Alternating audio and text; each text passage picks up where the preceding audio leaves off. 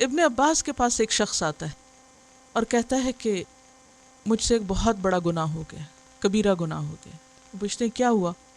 کہا کہ میں نے ایک عورت کو نکاح کا پیغام دیا تھا، پروپوز کیا تھا تو وہ نہیں مانی، پھر کسی اور شخص نے اس کو نکاح کا پیغام دیا تو اس کے پیغام کو اس نے قبول کر لیا، اس رشتے کو منظور کر لیا، تو مجھے بہت غیرت آئی، بہت غصہ آیا، میں نے جا کے اس شخص کو قتل کر دیا اور اب میں نادم ہوں۔ مجھے بتائیے میں کون سا نیک عمل کروں کہ میری توبہ قبول ہو جائے؟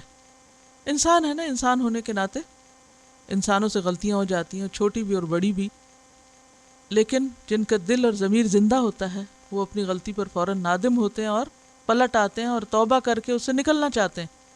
تو ایسے میں کس کی طرف عموماً رجوع کیا جاتا ہے؟ علماء کی طرف کہ اب ہمیں بتائیں ہم کیا کریں۔ تو ابن عباس کے پاس آتے ہیں، ابن عباس پوچھتے ہیں تمہاری ماں زندہ ہے؟ کیوں پوچھتے ہیں؟ تمہاری ماں زندہ ہے؟ اس غلطی کے کفارے کے لیے اللہ کے ہاں اللہ کی نظر میں محبوب ترین عمل کرو، اور وہ محبوب ترین عمل کیا ہے؟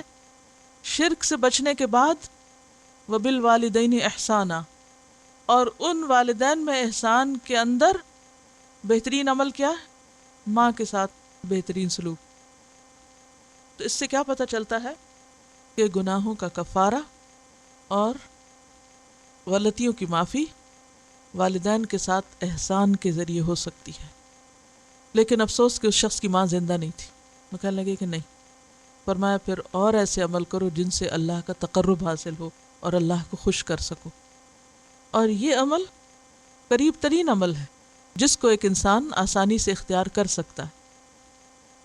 ایسے لوگ جو ہیں وہ مقبول الدعوات بھی ہوتے ہیں، ان کی دعائیں بھی قبول ہوتی ہیں، جو اپنے ماں باپ کے ساتھ حسن سلوک کرتے ہیں۔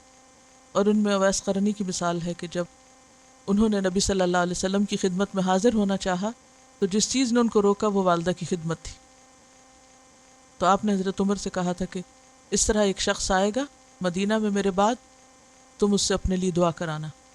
تو یمن کی طرف سے جب قافلے گزرتے تو وہ پوچھتے کہ کیا ان میں وہ شخص ہے، کیونکہ یہ نسخہ ہے اللہ کا محبوب بننے کا، اللہ کا محبوب بننے کا۔ تو جب ایک انسان اللہ کا محبوب بن جائے تو ظاہر ہے پھر اس کی دعائیں بھی قبول ہوں گی اور اس کی نیکیاں بھی قبول ہوں گی اور باقی اعمال بھی۔